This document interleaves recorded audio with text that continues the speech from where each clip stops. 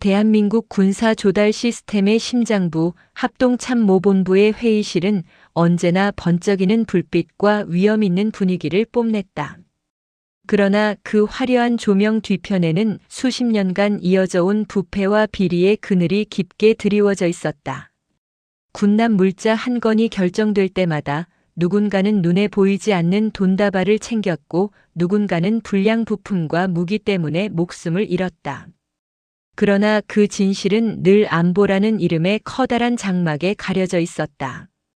주인공 장유진 가명, 새 프로필 반영은 대한민국 최초의 여성 삼성 장군이었다. 나이 49, 서울 출신으로 합참 전략기획본부장을 맡고 있었다. 냉철한 분석력과 강단으로 이름을 알렸지만 그녀의 군 생활은 언제나 벽과 싸움의 연속이었다. 유리천장을 깨부수며 올라왔지만 아이러니하게도 가장 큰 적은 외부의 적이 아닌 내부의 부패였다. 몇 해 전 군납 비리의 일부를 파헤치려다 그녀는 좌천과 모욕을 맛봤다. 군 조직을 흔드는 배신자라는 낙인이 찍히면서 수많은 동료와 선배들에게서 외면당했다. 그때 옆에서 끝까지 함께 싸우다 결국 지방의 한 소규모 부대로 쫓겨난 오른팔이 있었다. 바로 윤태강 46세, 대구 출신 중령. 그는 장유진이 가진 열정과 사명감을 그대로 이어받은 인물이었지만 그 대가는 혹독했다. 낙하산 인사와 카르텔 앞에서 그는 단숨에 문제아로 낙인 찍혔다. 이제 다시 시간이 흘러 두 사람은 재회할 운명을 맞는다. 합참 내부에서 다시 수상한 기류가 감지되기 시작했기 때문이다. 입찰 자료 속 도저히 정상적이라 할 수 없는 가격 책정과 반복되는 특정 업체 수주. 장유진은 직감적으로 알아차렸다. 그들이 다시 움직이고 있다. 군납 카르텔의 정점에는 합참의장 권명호 61세, 전북 출신가 있었다. 그는 군 생활 내내 실적과 안정을 앞세워 승승장구했지만 실상은 조달 업체들과의 끈끈한 유착을 통해 부를 축적해온 상징적 인물이었다. 외부에는 청렴한 리더의 이미지를, 내부에서는 권력과 금전으로 얽힌 그물망을 쳐놓고 있었다. 그의 소나귀에 들면 누구도 벗어날 수 없었다. 그리고 그 곁에는 냉혹한 칼잡이, 안보지원사령부 준장 서동엽 50세, 광주 출신이 있었다. 그는 군 내부의 감시자이자 권력자 권명호의 충직한 집행자였다. 불순분자 색출과 증거 조작, 필요하다면 고문에 가까운 신문까지도 서슴지 않았다. 군 기강이라는 미명 아래 그는 수많은 군인들의 입을 막아왔다. 그러나 서동엽 역시 완전히 어둠만을 지닌 인물은 아니었다. 그는 언젠가부터 자신의 손에 묻은 피와 기록된 거짓말들이 심장을 짓누르기 시작했음을 느끼고 있었다. 작은 균열은 늘 내부에서 시작된다. 이 거대한 카르텔의 외부와 내부, 그 틈을 파고들 준비를 끝낸 또 다른 인물이 있었다. 바로 최인석 45세, 인천 출신, 군법무관 출신의 인권 변호사였다. 그는 군납 비리 피해자 가족들의 대리인으로서 오랜 시간 이 벽을 두드려왔다.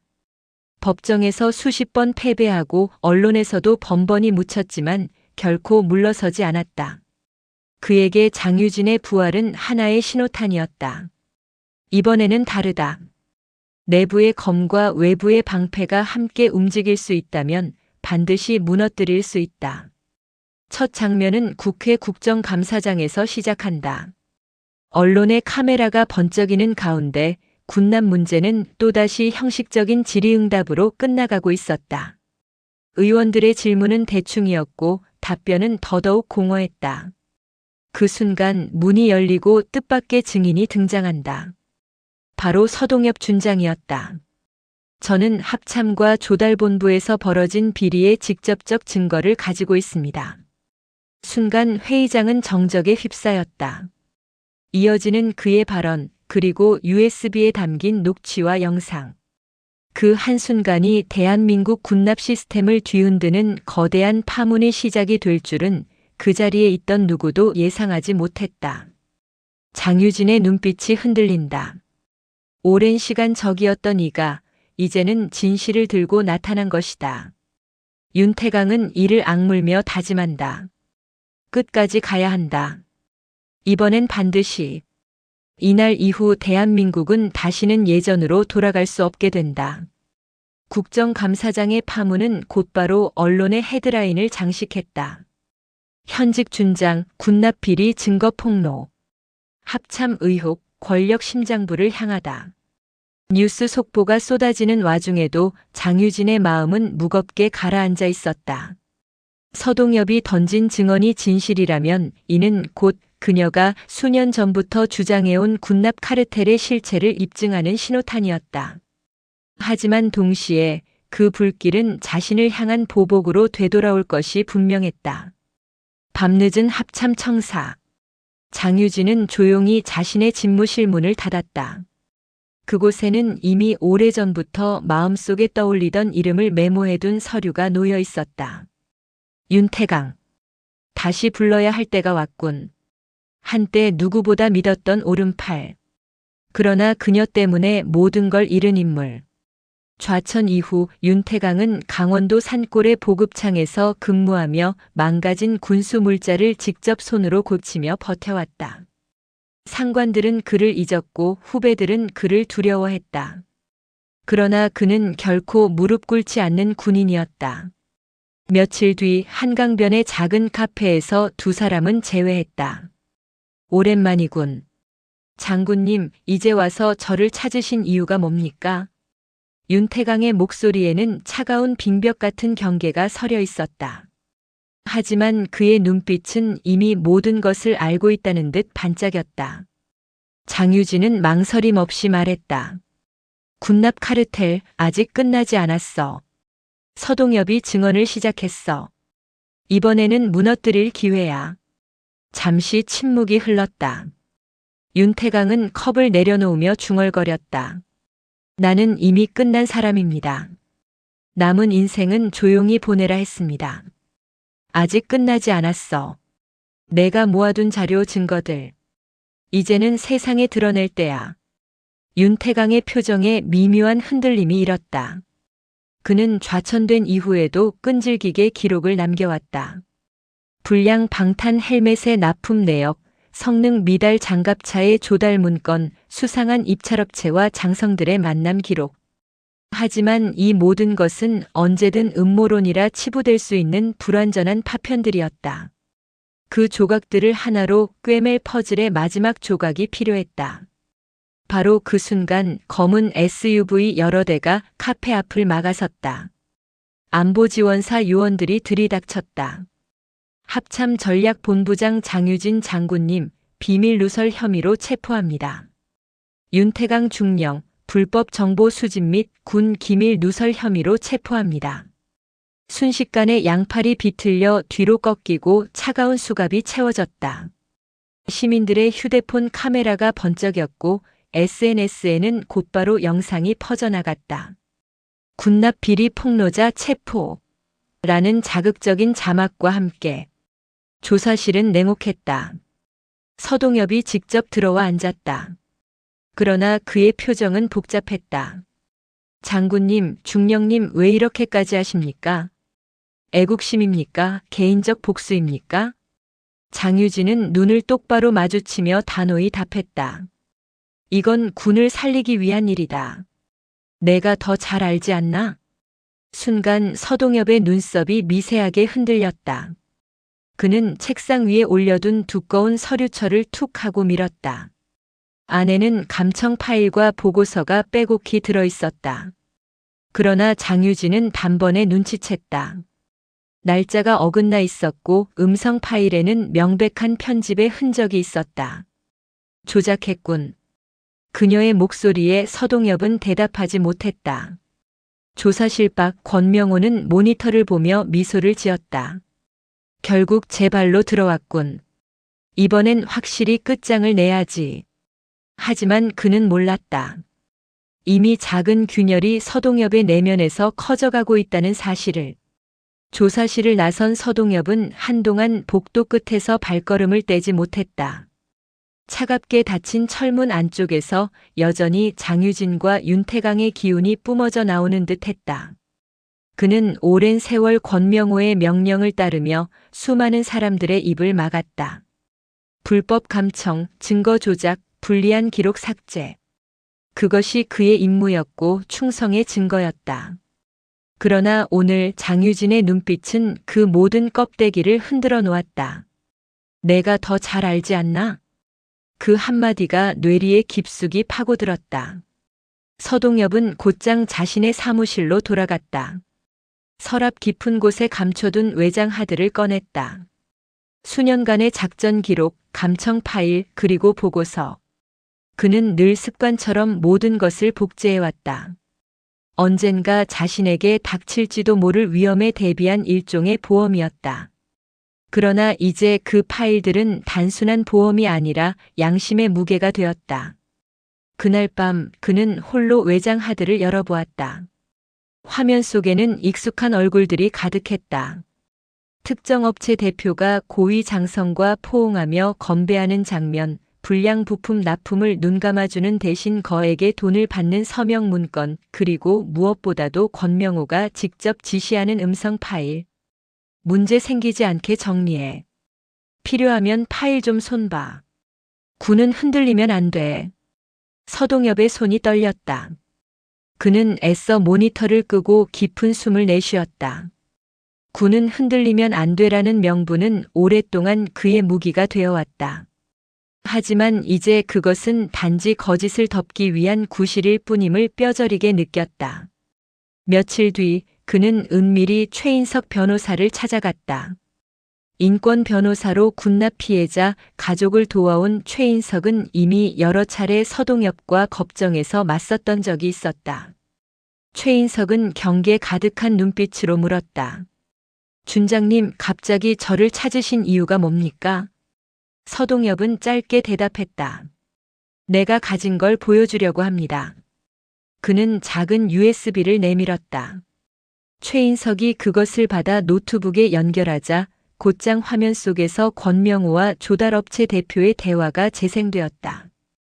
이번 입찰도 너희가 따내. 대신 그놈들 입은 확실히 막아야 해. 최인석의 눈이 커졌다. 이건 확실한 스모킹 건입니다.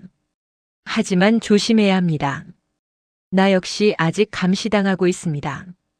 공식적으로는 여전히 권명호의 사람이죠. 하지만 이대로는 더 이상 못 견디겠습니다. 서동엽의 목소리에는 처음으로 진심이 담겨 있었다. 그 순간 최인석은 알았다.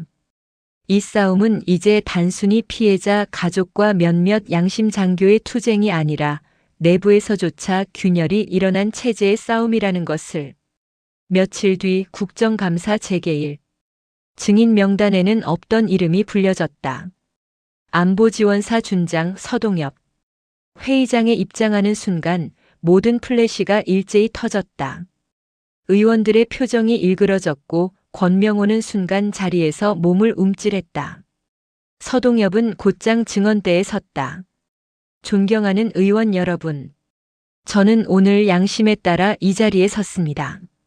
지금까지 제가 지휘했던 수많은 작전과 보고 중 일부는 조작되었고 권력자들의 지시에 따라 진실이 왜곡되었습니다.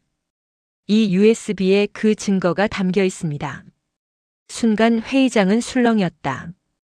의원들이 달려들 듯 USB를 요구했고 기자들은 앞다투어 카메라를 들이댔다. 이 안에는 권명호 의장이 직접 지시한 증거 조작, 뇌물 수수, 입찰 비리의 정황이 모두 담겨 있습니다. 더 이상 침묵할 수 없어 이 자리에 나왔습니다. 권명호의 얼굴은 분노로 일그러졌다. 허튼 소리 하지 마. 내가 뭘 안다고. 그러나 이미 늦었다. 대형 스크린에 재생된 영상 속 권명호의 목소리가 울려 퍼졌다. 입찰은 그대로 진행해. 문제 있으면 동엽이가 알아서 막아줄 거야. 회의장은 순식간에 아수라장이 되었다. 의원들은 고함을 질렀고 기자들은 기사 송고를 위해 정신없이 키보드를 두드렸다. 국방부와 합참 관계자들의 얼굴은 새파랗게 질려 있었다. 장유진은 방청석에서 그 장면을 지켜보며 속으로 다짐했다. 이제 시작이다. 반드시 끝까지 가야 한다. 조사실을 나선 서동엽은 한동안 복도 끝에서 발걸음을 떼지 못했다.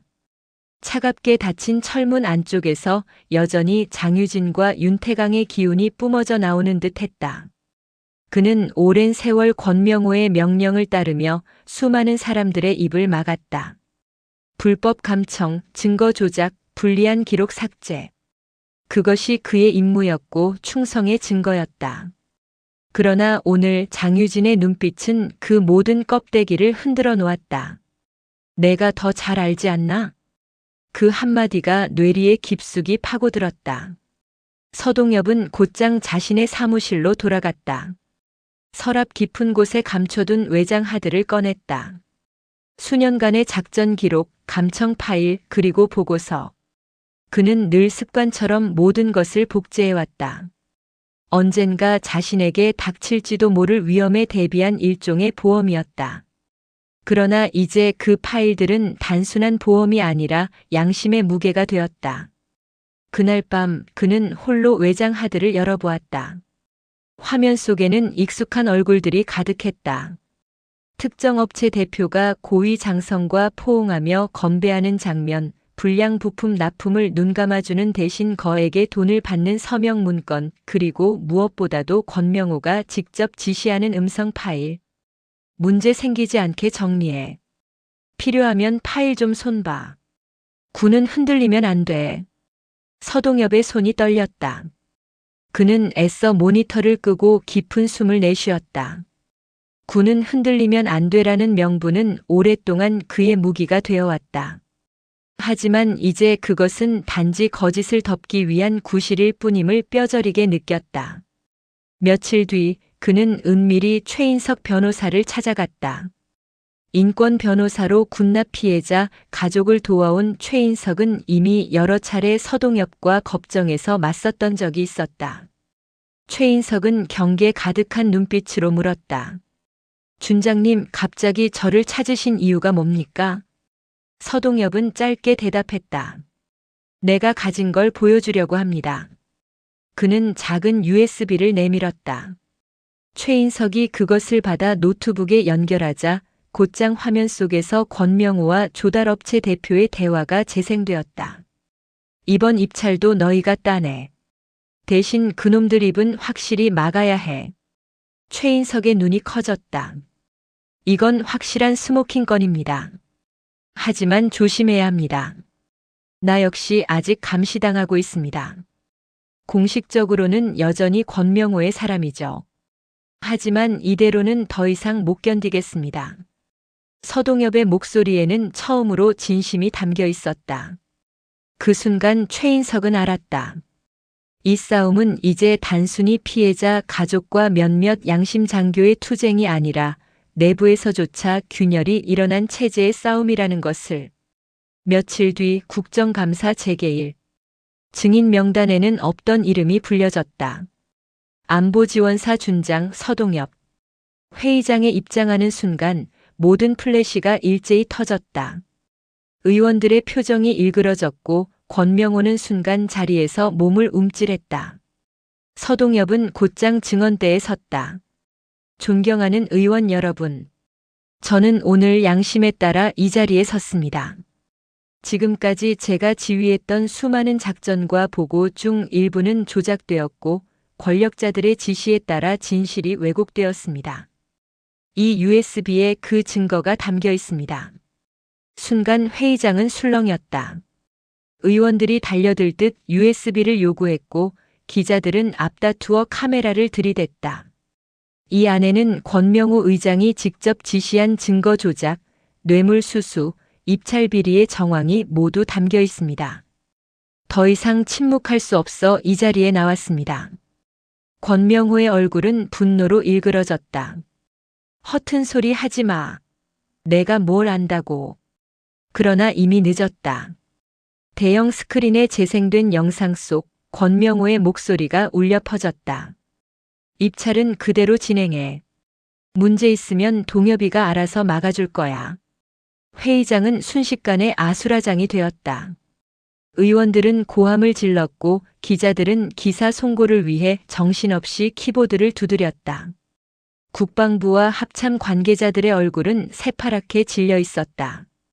장유진은 방청석에서 그 장면을 지켜보며 속으로 다짐했다. 이제 시작이다. 반드시 끝까지 가야 한다. 권명호의 체포 이후 국방은 한겨울의 혹한처럼 얼어붙었다. 군 수뇌부는 잇따라 대국민 사과문을 발표했고 합참과 조달본부, 안보지원사 내부의 합동진상조사단이 설치되었다. 언론은 빗장 풀린 금고에서 쏟아져 나온 서류를 매일같이 보도했고 국민은 이제 더 이상 소문이 아니라 사실의 얼굴을 보기 시작했다. 그 와중에도 반격의 그림자는 끈질겼다. 재단 사무실을 노린 사이버 공격, 내부 제보자들을 겨냥한 신상털기, 피해자 가족에게 날아든 협박장. 그러나 이번엔 달랐다. 두려움은 공포로 번지기 전에 연대로 바뀌었다. 시민들은 자발적으로 감시단을 조직해 국회와 재단, 언론과 함께 문서와 입찰 일정을 추적했고 예산안심의 생중계에는 동시 접속자 수십만 명이 몰렸다. 보이는 군납은 구호를 넘어 현실이 되었다. 진상조사단 첫 브리핑 날 장유진은 방청석 맨 뒤에 조용히 앉아 있었다. 흰 조명이 단상 위를 비추자 조사단장은 떨리는 목소리로 첫 문장을 읽었다. 조달 물품 1384건 중 312건에서 입찰 담합 의혹, 77건에서 부정 청탁과 금품 수수가 확인되었습니다. 특히 방호의무통신 분야에서 치명적 결함이 반복되었습니다. 잠시 침묵. 카메라 셔터만이 회의장을 채웠다. 장유진은 손을 꼭 쥐었다. 숫자는 차갑지만 그 뒤에는 얼굴과 이름이 있었다. 땀에 젖은 헬멧, 벗겨지던 턱끈, 방부제 냄새가 올라오던 전투 식량, 단절되던 무전. 숫자는 통계지만 그 통계가 구한 생명 또한 얼굴과 이름을 가질 것임을 그녀는 알고 있었다. 그날 밤 재단의 작은 회의실. 윤태강은 전국 각 부대에서 올라온 현장 의견서를 책상 위에 한가득 펼쳐놓았다. 지금이 마지막 고비입니다. 제도를 박아 넣어야 합니다. 그래야 사람이 바뀌어도 되돌릴 수 없습니다. 최인석이 답했다. 전자입찰 전면 전환, 예외 최소화, 평가단 시민 참여 의무화, 성능 검증의 공공 데이터베이스화, 내부 고발자 보호 기금 이 5개가 핵심입니다. 법조문은 다 준비되어 있어요. 국회가 통과만 시키면 됩니다. 장유진이 고개를 들었다. 한 가지 더. 공개입니다. 모든 회의록과 평가 결과, 납품 뒤 결함 보고까지 최종 공개. 숨을 구석이 없게 하죠. 며칠 뒤 국회 공청회장 장유진은 참고인석에서 짧고 명확하게 말했다. 군은 안전과 생명을 다루는 조직입니다. 대충은 없습니다. 오늘 우리가 미루는 1%의 투명성은 내일 누군가의 100% 생명을 앗아갈 수 있습니다. 개혁은 구호가 아니라 설계입니다. 그리고 그 설계도는 이미 준비되어 있습니다. 자리에 앉자 방청석 모퉁이에서 서동엽과 눈이 마주쳤다. 수에 대신 깔끔한 정장을 입었지만 그의 표정은 아직 빚을 갚는 사람의 그것이었다. 그는 고개를 숙여 인사했다. 장유진도 아주 미세하게 그러나 확고히 고개를 끄덕였다.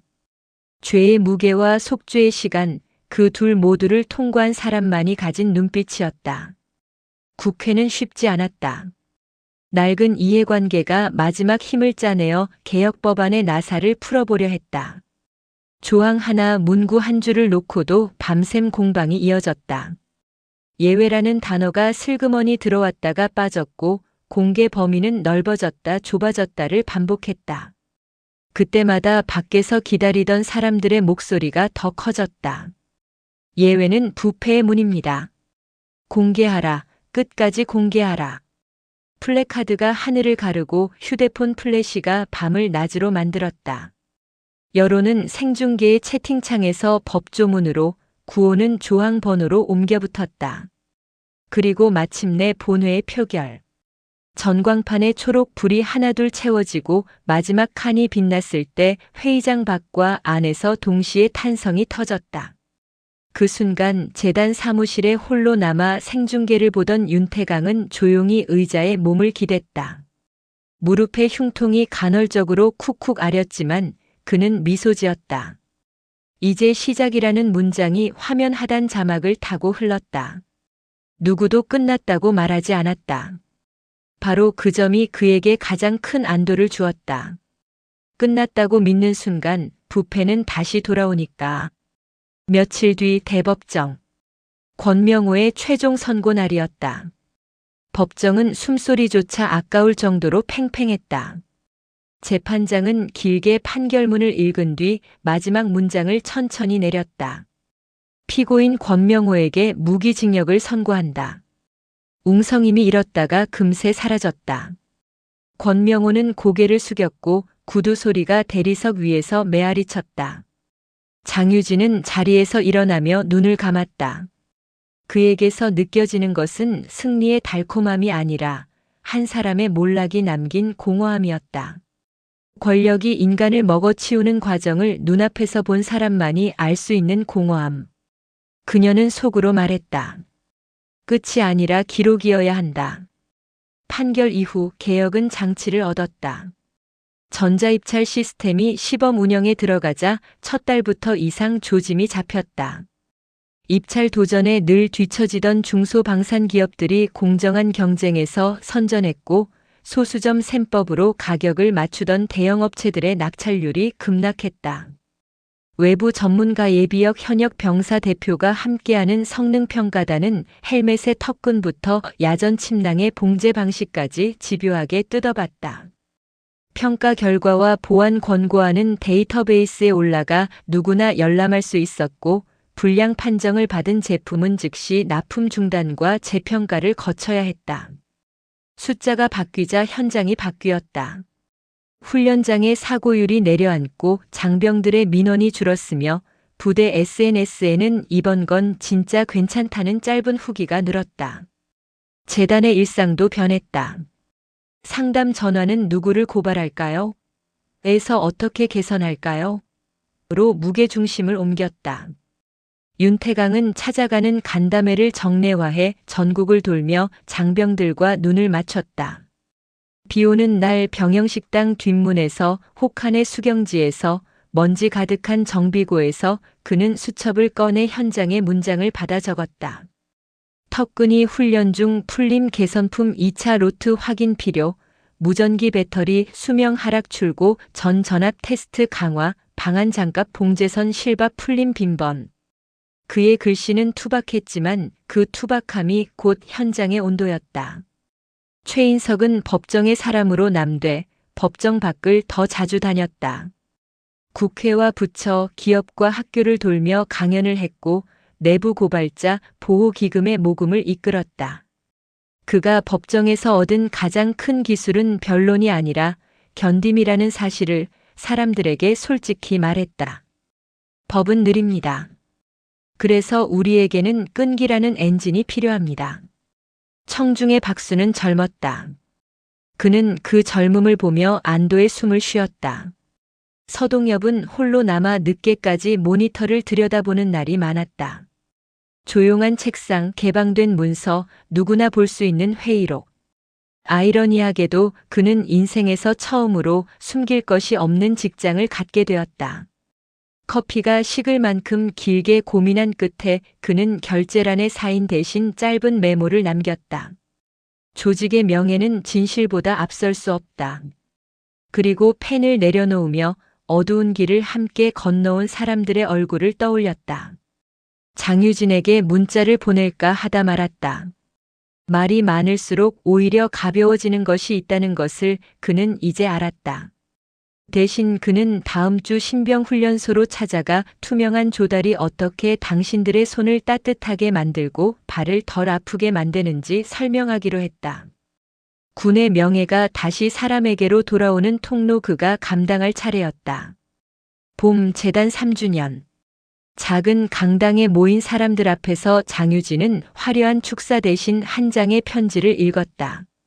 첫 해 재단에 도착했던 그 삐뚤빼뚤한 글씨의 편지.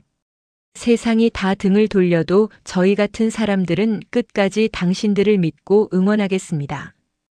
부디 지치지 마십시오. 그녀는 천천히 고개를 들고 말했다. 우리는 영웅이 아닙니다. 다만 우리가 보고 듣는 일을 기록했고 기록 위에 하나의 제도를 세웠을 뿐입니다. 오늘 이 자리의 주인공은 변화의 예라고 답해준 여러분, 그리고 현장에서 매일 귀찮음을 감수하며 시스템을 돌리는 이름 없는 동료들입니다. 박수는 길지 않았지만 단단했다. 누군가 우렁차게 외쳤다. 끝까지 갑시다. 그 말을 들은 장유진은 아주 작게 웃었다. 끝까지 간다는 말이 오늘처럼 조용하고 현실적으로 들리긴 처음이었다. 행사가 끝난 후 셋은 예전처럼 조촐한 자리를 만들었다. 플라스틱 컵에 막걸리를 따라 오래된 습관처럼 위하여를 외치려는데 윤태강의 휴대폰이 울렸다. 전방 부대의 병사였다. 새로 들어온 방탄조끼의 어깨끈 길이 조절해서 미세한 문제를 발견했다는 보고. 윤태강은 본능적으로 수첩을 꺼냈다. 최인석은 즉석에서 관련 납품 번호와 품질 보증 조항을 검색해 표기했다. 장유진은 창문에 비친 도시 불빛을 바라보며 말했다. 좋아. 내일부터는 조끼다. 그 말에 모두가 웃었다. 싸움이 거창할 필요는 없었다. 등 뒤에서 등을 떠밀어주는 건 늘 거대한 구호가 아니라 눈앞에 하나였다. 오늘은 턱끈, 내일은 어깨끈. 그렇게 하나씩. 밤 건물 밖으로 나오자 봄비가 부슬부슬 내렸다. 사람들은 우산을 펴고 저마다의 집으로 흩어졌다. 장유진은 우산을 접었다. 비를 맞는다 해도 괜찮았다.